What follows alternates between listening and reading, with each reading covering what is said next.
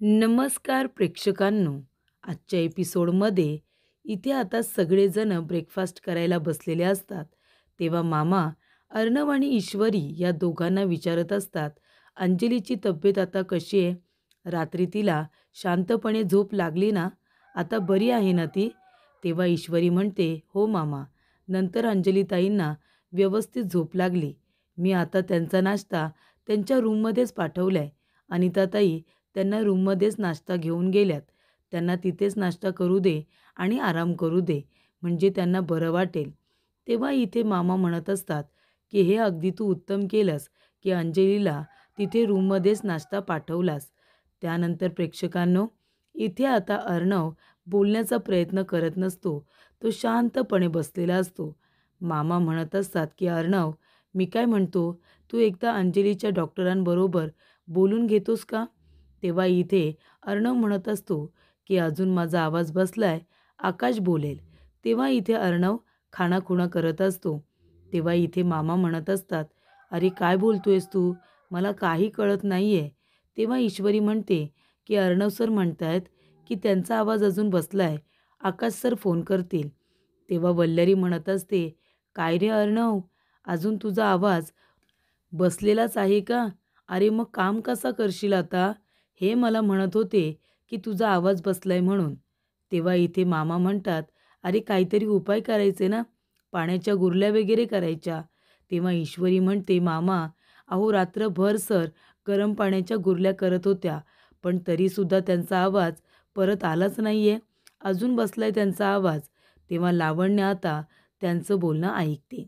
लावण्याला कळलेलं असतं, की अर्णवचा आवाज बसलाय. ती लगेचच येते आणि म्हणते, काय? ए यार, मी हे काय ऐकते? तुझा आवाज बसलाय? तेव्हा इथे अर्णव तिला म्हणतो, हो, माझा आवाज बसलाय. तेव्हा इथे वल्लरी म्हणत असते, ए यार, अरे आज इतकी मोठी महत्त्वाची इन्व्हेस्टर्सची मीटिंग आहे. आपल्या सात्विक फॅशनचे सगळे डिपार्टमेंट्स इथे विंटर कलेक्शनच्या लॉन्चसाठी एकत्र जमणार आहेत आणि सगळं इथे फायनल झालेलं असताना अचानकपणे तुझा आवाज बसतो. आता तू हे सगळं हँडल कसं काय करणार आहेस सांग बरं तू? तेव्हा इथे लावण्या खूपच जास्त पॅनिक झालेली असते. तेव्हा इथे आकाश म्हणत असतो, की दादा, लावण्य अगदी बरोबर बोलतेय. या मीटिंगसाठी तुझं असणं खूपच जास्त महत्त्वाचं होतं. प्रेझेंटेशन तुलाच द्यायचं होतं ना. तेव्हा इथे आता अर्णव म्हणत असतो, की तुम्ही शांत व्हा. तेव्हा लावण्या म्हणते, हे काय बोलतोयस तू यार? अरे आम्हाला कसं काय कळणार आहे तू काय बोलतोयस ते? तेव्हा अर्णव म्हणतो, तू पॅनिक नको होस, तू शांत हो. तेव्हा इथे ईश्वरी म्हणते, की सर असं म्हणतायत, की तुम्ही शांत बसा.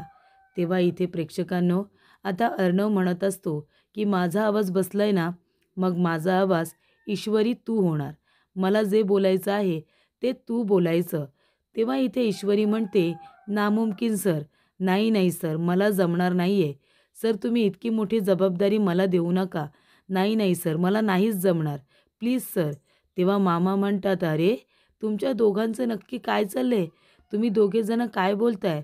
आम्हाला तरी कळू द्या. तेव्हा ईश्वरी म्हणते, मामा, अर्णव सरांचं असं म्हणणं आहे, की त्यांचा आवाज मी बनावं, प्रेझेंटेशन मी द्यावं, असं त्यांचं म्हणणं आहे. तेव्हा इथे लावण्या म्हणते, व्हॉट? हे काय बोलतोयस तू ए आर? प्रेझेंटेशन या ईश्वरीला द्यायला सांगतोयस तू? अरे तिला जमणार तरी आहे का? तेव्हा मामा म्हणतात, अरे अर्णव, तू अगदी बरोबर बोलतोयस. कालपासनं मी बघतोय ना, तुला जे काही बोलायचं आहे ते ईश्वरी अगदी उत्तम ओळखते. ती प्रेझेंटेशन छान देऊ शकते. तेव्हा इथे मामा म्हणतात, मग काय, त्याच्यामध्ये अवघड असं काही नाही आहे. तेव्हा ईश्वरी म्हणते, नाही सर, खरंच मला नाही जमणार आहे. तेव्हा आकाश म्हणत असतो, की ईश्वरी, याच्यामध्ये एवढं काही अवघड नाही आहे.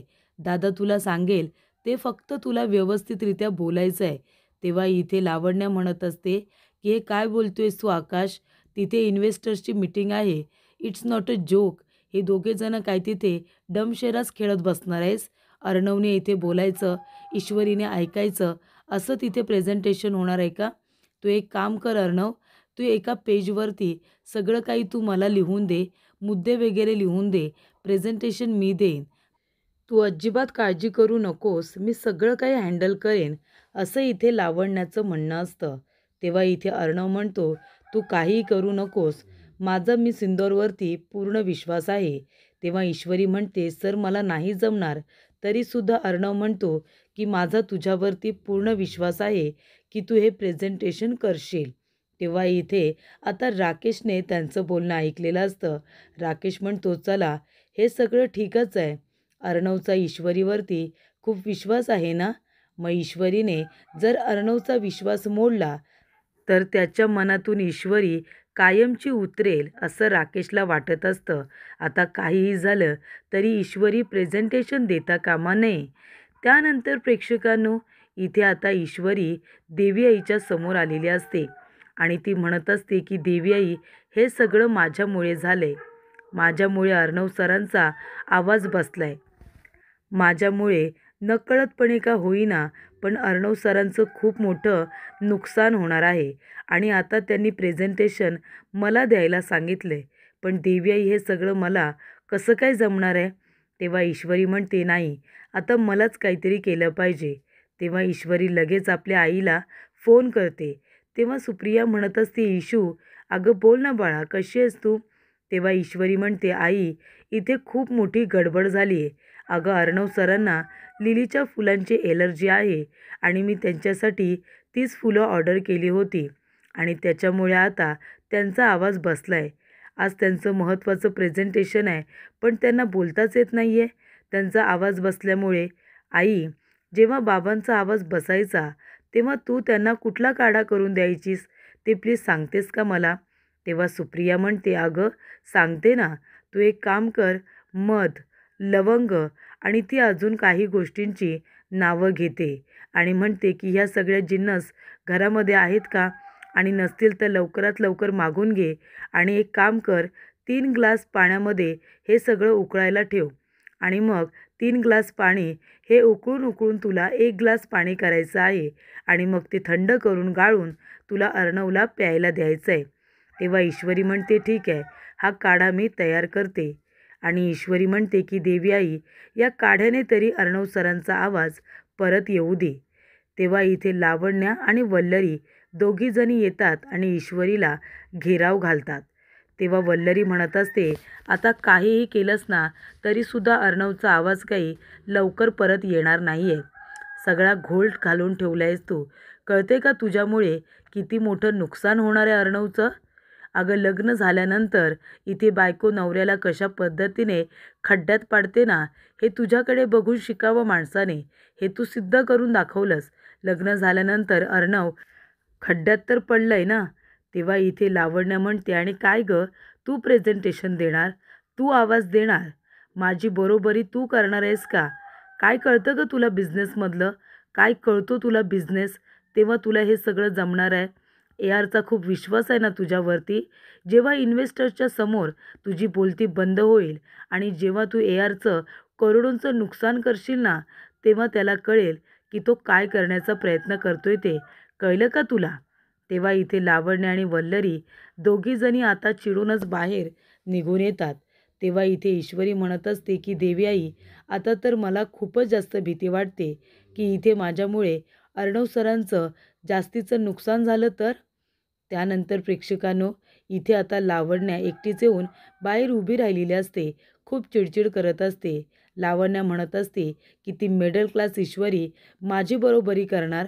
काय कळतं काय तिला बिझनेसमधलं. प्रेझेंटेशन देणं काही खाण्याचं काम आहे का, असं इथे आता लावण्या म्हणत असते. तेवढ्यातच तिथे राकेश येतो आणि राकेश लावण्याला म्हणत असतो की काय लावण्या, खूपच जास्त टेन्शनमध्ये दिसतेस. काय झालं, मी तुझी काही हेल्प करू शकतो का तुझं टेन्शन दूर करण्यासाठी.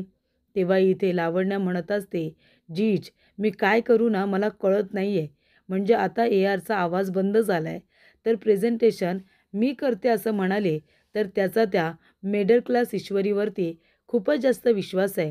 प्रेझेंटेशन ती देईल, ती माझा आवाज बनेल असं वाटतंय त्याला. आता तुम्ही सांगा जीज, तिला बिझनेसमधलं एवढं काय कळतं हो. तिला माझी बरोबरी करायची आहे का. आता घरामध्ये तर सतत त्याच्या मागे पुढे करतच असते. आता त्या ईश्वरीला ऑफिसमध्ये माझ्या स्पेसमध्ये यायचं आहे, माझ्या स्पेसमध्ये तिला इंटरफेअरिंग करायचं आहे आणि ते मला अजिबात आवडलेलं नाही. तेव्हा इथे राकेश म्हणत असतो, हे बघ लावण्या, तुला काय म्हणायचं आहे ते कळतंय मला. बरोबर बोलतेस तू. त्या ईश्वरीला काय कळतंय बिझनेसमधलं? आणि आता ऑफिसची स्पेस ही तुझी आहे असं तुझं म्हणणं आहे.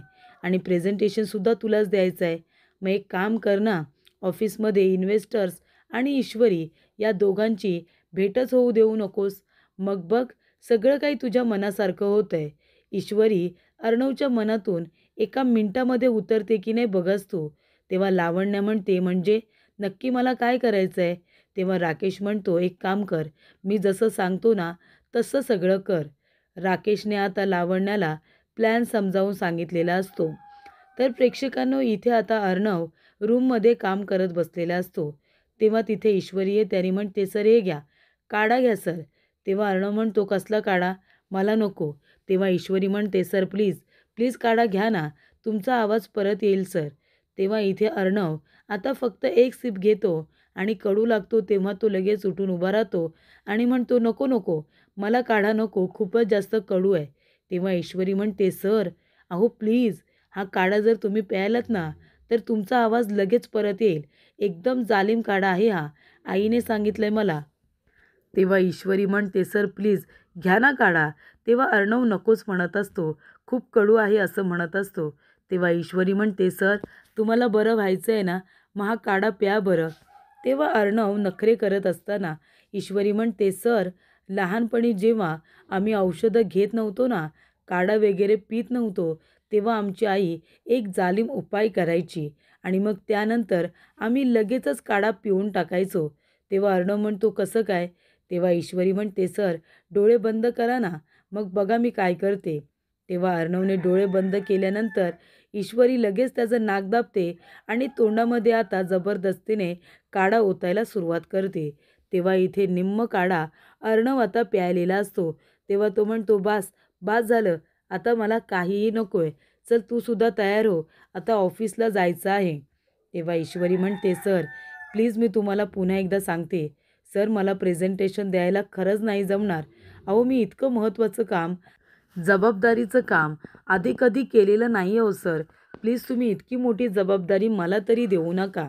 तेव्हा प्रेक्षकांनो, इथे आता अर्णव म्हणतो, तू करशील, माझा तुझ्यावरती पूर्ण विश्वास आहे. तेव्हा इथे आकाश येतो आणि म्हणत असतो की दादा, अरे तयार झालास का? आत्ताच लावण्याचा फोन आला होता, इन्व्हेस्टर्स निघालेत, आपल्याला सुद्धा ऑफिसला पोचायला हवं. तेव्हा इथे आकाश म्हणतो की ईश्वरी तू सुद्धा तयार हो, आपण एकत्र जाऊया. तेव्हा इथे अर्णव म्हणतो, तू गाडीजवळ ये, आम्ही तुझी वाट बघतोय. तेव्हा इथे ईश्वरी म्हणते, हो सर, तुम्ही पुढे व्हा, मी लगेचच येते. त्यानंतर प्रेक्षकांनो, इथे आता अर्णव, त्याचबरोबर ईश्वरी, आकाश, लावण्या सगळेजण ऑफिसमध्ये जमलेले असतात.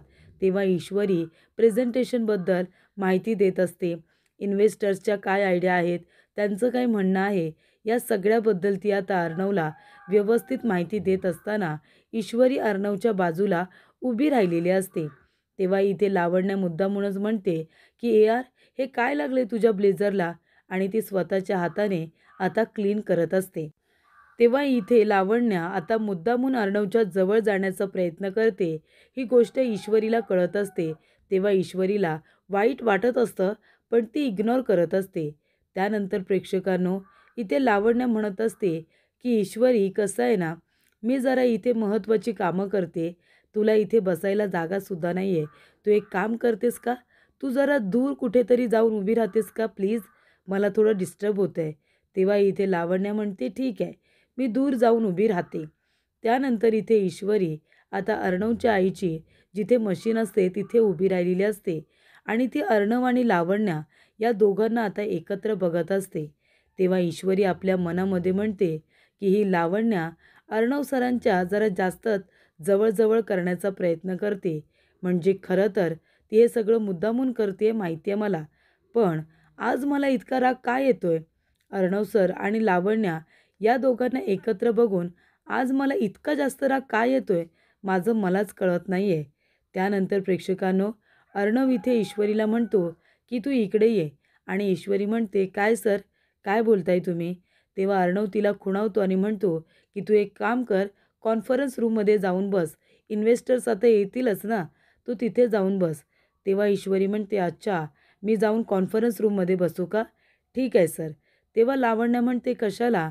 आता इथे इन्व्हेस्टर्स येणार आहेत, प्रेझेंटेशन होणार आहे, तर आपला स्टाफ कॉन्फरन्स रूम नीट करत असतील ना, सगळी तयारी करून ठेवत असतील. तेव्हा तू एक काम कर ना ईश्वरी, तू गेस्ट रूममध्ये जाऊन बस. तेव्हा ईश्वरी म्हणते, गेस्ट रूममध्ये का?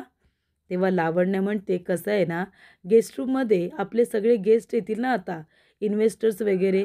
तेव्हा ते आल्यानंतर तू त्यांना छान पद्धतीने ग्रीट कर. त्यांना इथे छान आता वाटेल असं काहीतरी कर. तेव्हा प्रेक्षकांनो, इथे आता ईश्वरी म्हणत असते, लावण्या मॅडम, असं काय करताय तुम्ही? अहो, इन्व्हेस्टर्सला मी ओळखते तरी का? इन्व्हेस्टर्सला तुम्ही ओळखता, मग माझ्यापेक्षा तुम्ही छान पद्धतीने त्यांना ग्रीट करू शकाल ना. मग तुम्ही पण चला माझ्याबरोबर. तेव्हा इथे आता अर्णव म्हणत असतो, की जा, तू सुद्धा तिच्याबरोबर जा. तेव्हा लावण्या म्हणते, हो ठीक आहे अर्णव, मी थांबते तुझ्यासोबत, मी थांबते. तेव्हा ईश्वरी म्हणते, नाही सर, तुम्हाला थांबायला सांगत नाही आहेत. सर म्हणत आहेत की तू सुद्धा तिच्याबरोबर इथे गेस्ट रूममध्ये जा, तुम्ही सुद्धा माझ्याबरोबर चला, असं इथे अर्णव सरांचं म्हणणं आहे. तेव्हा इथे ईश्वरी म्हणते की येत आहे ना लावण्या मॅडम?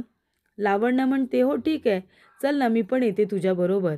तेव्हा इथे लावण्या आणि ईश्वरी गेस्ट रूमकडे आता जात असतात. तेव्हा लावण्या जाता जाता इथे स्पॅमला मेसेज करते की मी ईश्वरीला इथे आता नवीन गेस्ट रूमकडे घेऊन जाते. एकदा का ती आतमध्ये गेली की दरवाजा बाहेरून लॉक करून घ्यायचा, कळलं तुला? तेव्हा इथे स्पॅम म्हणते, ठीक आहे. आणि तेवढ्यातच इथे आता डोअरजवळ गेल्यानंतर बरोबर त्याच वेळेला लावण्याला इन्व्हेस्टरचा फोन येतो आणि ती आता फोनवरती बोलण्यासाठी बाजूला जाते. तेव्हा प्रेक्षकांनो, ईश्वरी आता गेस्ट रूमचा दरवाजा उघडते आणि ती आतमध्ये एंटर करते.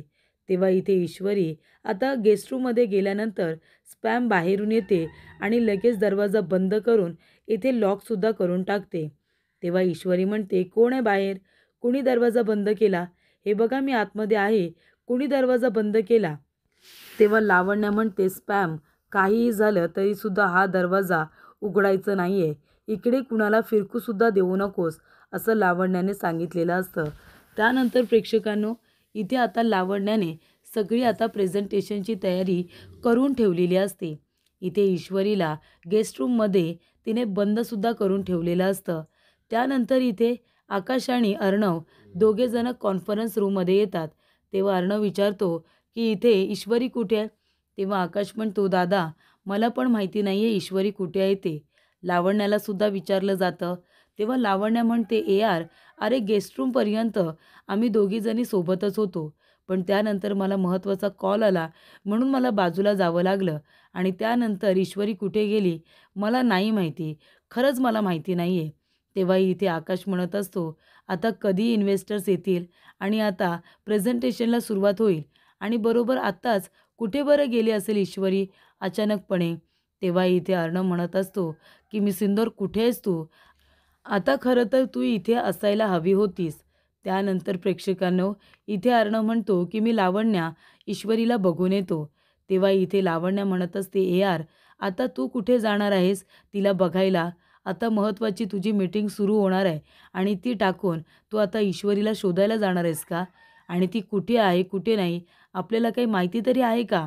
हे बघ, आता इन्व्हेस्टर्स कधी येतील, तू इथे नसशील ना तर ते ऑफेंड होतील. तेव्हा तू एक काम कर, तू आकाशला पाठव आणि तू इथे आता इन्व्हेस्टरसाठी थांब. तेव्हा प्रेक्षकांनो, पुढील भागामध्ये इथे आता अर्णव म्हणत असतो की जा बरं, तू जरा बघ कुठे आहे आकाश ईश्वरी. तेव्हा आकाश म्हणतो, हो दादा, मी येतो बघून. त्यानंतर इथे लावण्या म्हणत असते, यार, इतकी मोठी जबाबदारी तू आता ईश्वरीला दिली होतीस, ती ईश्वरीला आता झेपली नसेल आणि कदाचित ती पळून गेली असेल. भावनेच्या भरात मगाशी तिने होकार दिला होता, पण आता कदाचित ती पळून गेली असेल, तिला काही जमणार नाही आहे ना म्हणून. तेव्हा इथे अर्णव फोन करत असतो आणि म्हणत असतो की नाही, ईश्वरी पळून जाणाऱ्यातली तर अजिबातच नाही आहे. तेव्हा इथे आकाश आता ईश्वरीचा फोन बघतो, तो केबिनमध्येच वाजत असतो. आकाश म्हणतो की फोन तर इथे आहे, मग ईश्वरी कुठे गेली असेल? तेव्हा प्रेक्षकांनो, इथे आता ईश्वरी म्हणत असते, गणूबाप्पा, अर्णव सरांचं महत्त्वाचं प्रेझेंटेशन आहे, मला त्यांनी जबाबदारी दिली आहे आणि मी इथे अडकले. तरी इथे आता ईश्वरी नसल्यामुळे अर्णव खाणाखुणा करत असतो. तेव्हा इन्व्हेस्टर्स म्हणत असतात, "हे काय बोलताय तुम्ही अर्णव राजे शिर्के? हे बघा, तुम्ही जे काही बोलताय ते आमच्यापर्यंत पोहोचत नाहीये. आपण इथेच थांबलेलं बरं." असे इन्व्हेस्टर अर्णवला म्हणत असतात.